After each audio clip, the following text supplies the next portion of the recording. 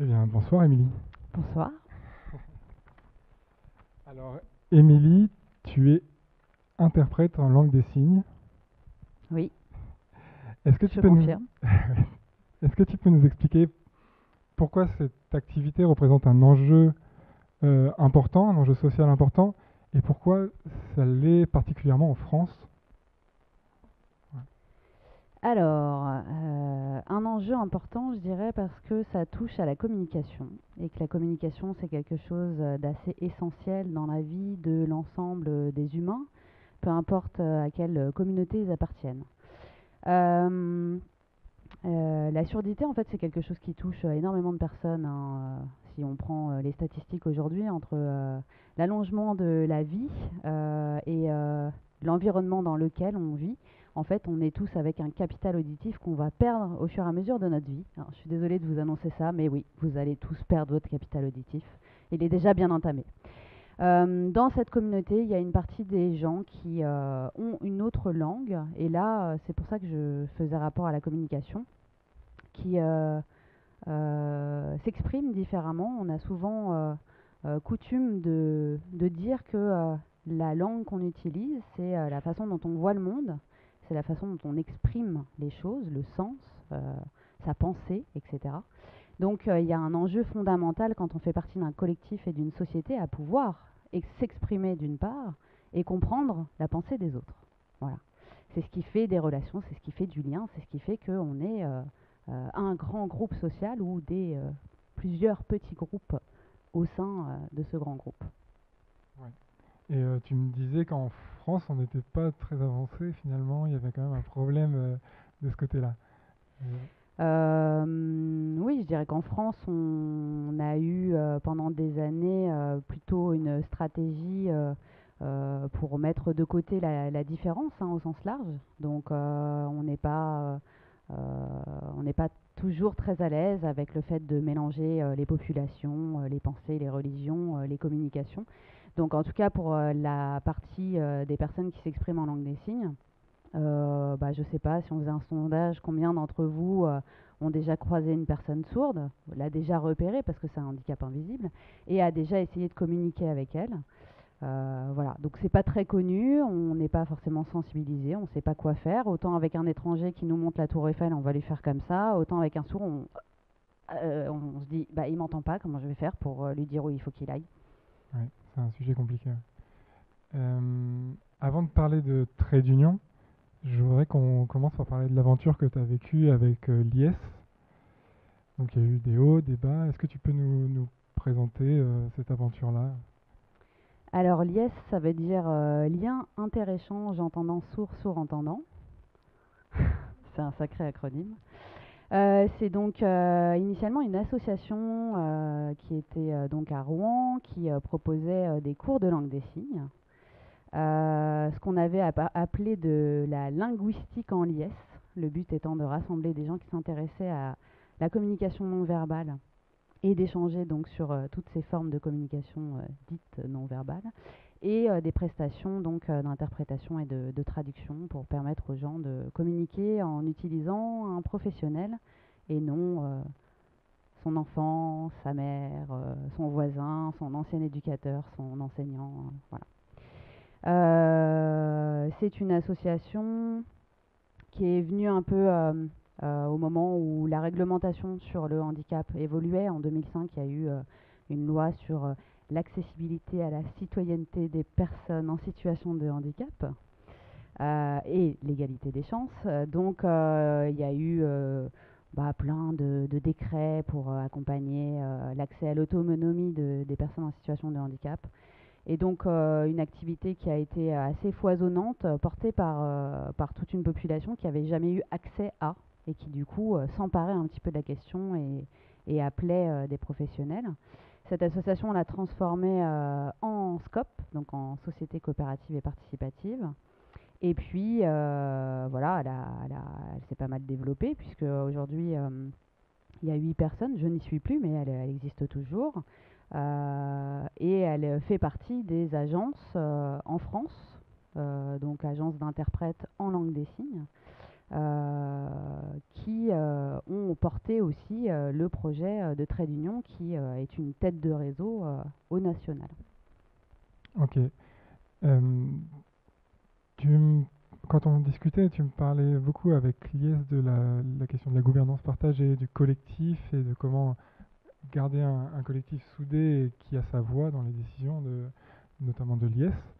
Euh, la question que je me pose, c'est comment dans les périodes où il y a beaucoup de croissance, où l'activité démarre fort, où on est tout le temps sur le terrain, où ça avance, comment on fait pour garder cette vision collective, de construire un projet en commun?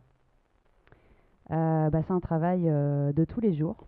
Je dirais que il y a un peu deux phases. Il y a la phase où on a un grand développement. Du coup, on grossit et c'est comment, en étant sur le terrain et en continuant d'être un collectif, on fait vivre ce collectif et on n'oublie pas de communiquer auprès de ce collectif et de cette équipe. C'est le risque, c'est-à-dire que ça, c'est pour tout le monde et je pense peu importe l'activité, quand on a entre guillemets la tête dans le guidon et qu'il y a plein de choses à gérer, parfois on oublie un petit peu de communiquer. Et on en revient à, c'est quand même notre cœur de métier initialement, on est interprète, on est des spécialistes de la communication, mais comme vous le savez, les cordonniers ne sont pas les mieux chaussés. Donc c'est ça le défi, c'est de ne pas oublier de communiquer, parce que à la rigueur, tant que c'est un peu dur et qu'on a la tête dans le guidon, les gens sont plutôt assez soutenants et solidaires. Mais après, si il n'y a plus cette période où on avait de quoi se serrer les coudes, peut se poser la question de finalement tout ce qu'on a entrepris ensemble, pourquoi on l'a fait, pourquoi on a fait tel et tel choix à tel moment, qu'est-ce qu'on a vraiment partagé, est-ce que j'ai partagé la décision qui a été prise, voire dans un moment difficile le sacrifice qu'on a fait pour l'intérêt collectif. Donc voilà, la gouvernance partagée, c'est quelque chose qui en fait ne s'arrête jamais, se réinvente toujours, prend beaucoup de temps. Certains trouvent donc beaucoup plus simple d'avoir un système vertical qui fait que finalement, peut-être on prend les décisions plus rapidement. En tout cas, on a coutume de dire que ce qui prend du temps à organiser fait que la décision généralement est plus pérenne et plus portée parce qu'elle est davantage partagée par l'ensemble du collectif et des acteurs. Oui, c'est un peu tout seul, on va plus vite et à plusieurs, on va plus loin. Ok.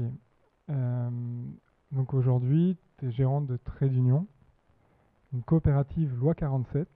Peut-être qu'on pourra revenir aussi sur cette particularité. Donc c'est un regroupement d'agences d'interprètes.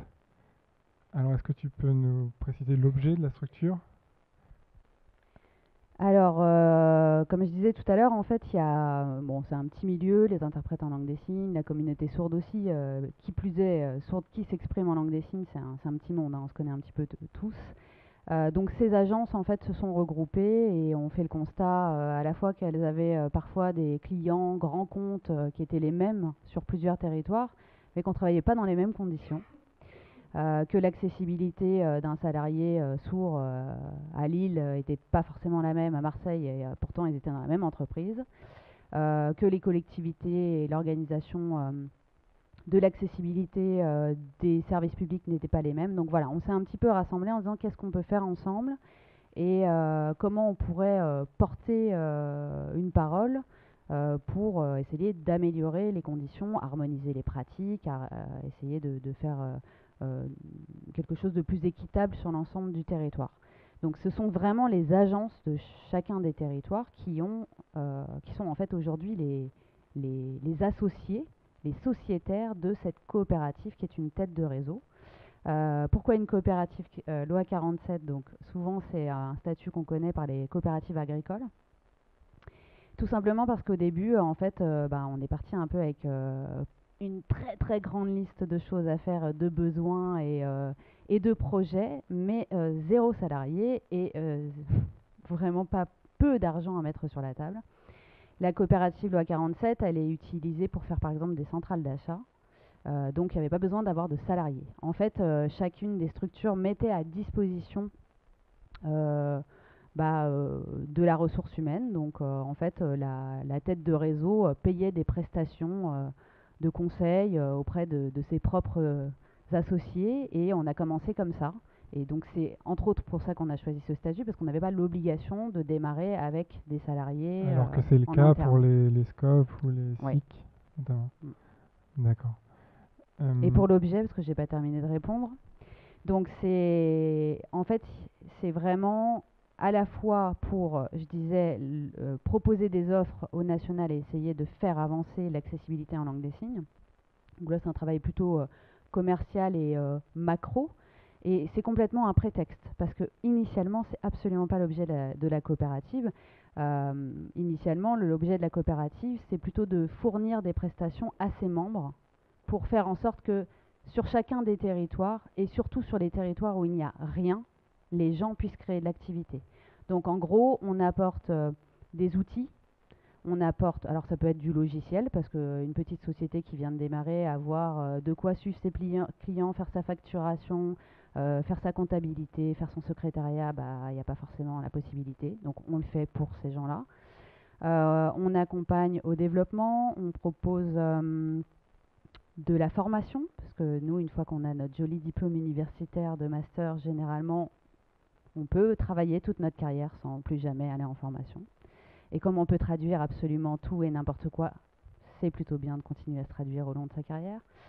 On fait du conseil aussi, on travaille en réseau avec d'autres structures qui vont faire de la sensibilisation à la communication non verbale, qui vont accompagner des structures à savoir où est-ce qu'il faut aller chercher les informations pour se mettre en adéquation avec la réglementation. Voilà. Donc en fait, c'est plutôt une coopérative qui apporte du service à des membres ou des clients, des gens qui se posent des questions sur comment mettre en place de l'accessibilité pour faire en sorte que tout se mette en musique, se développe et soit plus harmonieux sur l'ensemble du territoire. D'accord. Et aujourd'hui, il y a combien d'agences regroupées autour de Trait d'Union? Alors, il y a plusieurs statuts, c'est-à-dire qu'il y a ceux qui sont associés, donc les sociétaires. Il y a environ, là on va passer à 17 agences sociétaires. Derrière ça, il y a une douzaine d'agences qui sont partenaires, donc liées par un contrat de prestation de service. Parce que aussi, c'est un parcours, hein, on cherche à s'éprouver les uns les autres. Donc généralement, on passe d'abord par une collaboration où on invite les gens et quand ils le souhaitent, ils peuvent déposer leur candidature pour devenir sociétaire et donc être associés au projet. Mais si je comptabilise tout ça, on a un peu plus du tiers de la profession qui est affiliée du coup à Trait d'Union. Et la particularité, c'est que ce ne sont que des personnes morales, puisque nous avons fait le choix d'écarter entre guillemets les personnes physiques individuelles. Ok. Je te propose de revenir un petit peu à toi, Émilie Toyan. Pour toi, tu nous parles d'une question de sens, crise existentielle, une question de sens. Pour toi, comment ça s'est caractérisé en fait c'est une question du sens, ou peut-être qu'il n'y a pas eu de crise, mais... Bah non, je crois que ça traverse toute ma vie en fait. Et puis peut-être que le métier que j'ai choisi, c'est la boucle, puisque interprète, on traduit du sens, hein, on essaye de faire en sorte que les gens se comprennent. Donc j'en reviens à ce que tu disais tout à l'heure sur l'impact, hein, c'est ça, c'est pourquoi on fait les choses, dans quel sens, qu'est-ce que ça génère, qu'est-ce que ça produit. Euh, voilà, je trouve que c'est quelque chose, en tout cas pour moi, qui n'a pas nécessité de moments de crise, de rupture pour en venir là. C'est à la rigueur, j'ai eu la chance d'avoir des parents qui m'ont toujours dit fais ce qui te plaît et si tu es heureuse, c'est ça l'important. Donc bah, j'ai cherché du sens à ce que j'allais entreprendre. Qu'est-ce que tu conseillerais à quelqu'un qui veut se lancer, rejoindre ou créer un projet d'entrepreneuriat social? Bah, je dirais oser en premier, parce que souvent on a des idées où on est un peu bousculé par ce qui peut se passer, ce qu'on peut observer, et on peut être freiné en se disant bah mais comment je vais faire, et est-ce que je suis légitime pour le faire, et puis est-ce que je vais y arriver. Je crois que ça après c'est déjà la première étape, c'est de d'oser, et puis d'être entouré en fait, de ne pas rester seul avec son idée, avec ce qui titille, ce qui révolte, ce qui donne envie, de le partager et puis d'essayer après de voir dans quelle mesure on peut. Il y a toujours du monde autour pour voir la faisabilité, l'ajuster, le tester, se tromper, recommencer. C'est des cycles en fait. Et puis, et généralement, ça finit par s'enclencher. Pour finir, alors, comment on dit merci pour cette discussion en langue des signes? Alors, je vais dire merci pour cet échange parce que c'est plus joli qu'une discussion, parce que la discussion, c'est souvent oral pour les sourds. Donc, voilà. Donc c'est inversé, hein, l'insyntaxe n'est pas la même en langue des signes, donc ça donnera. Ce qui veut dire littéralement cet échange qu'on a eu tous les deux, mais d'ailleurs, on pourrait le faire avec tout le monde.